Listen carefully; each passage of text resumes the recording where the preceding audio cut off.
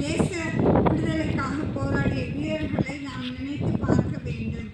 காந்தியடிகள், நேரு, காமராஜர் போன்றவர்களை குறித்து நாம் அறிவோம். இன்றைக்கு நம் திருநெல்வேலி பகுதிகளில் இருந்து விடுதலைக்காக போராடிய சில நபர்களை பற்றி பார்ப்போம். முதலாவது RS. பிறப்பு 7 ஜூன் 1800, திருநெல்வேலி மாவட்டம். போராட்ட காலத்தில் 1921ஆம் ஆண்டு கள்ளுக்கடை மறியல் மற்றும் வெளிநாட்டு துணி புறக்கணிப்பு போராட்டத்தை பங்கேற்றார்.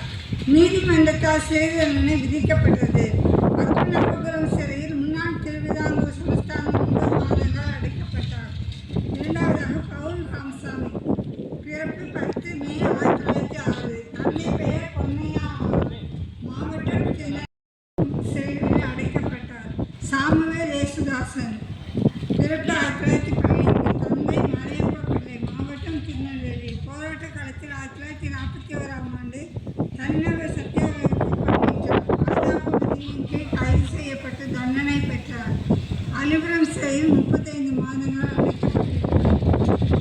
நான்காவதாக செரில் பிரான்சிஸ். பிறப்பு 1917. ஊர் விக்ரமசிங்கபுரம், திருநெல்வேலி மாவட்டம்.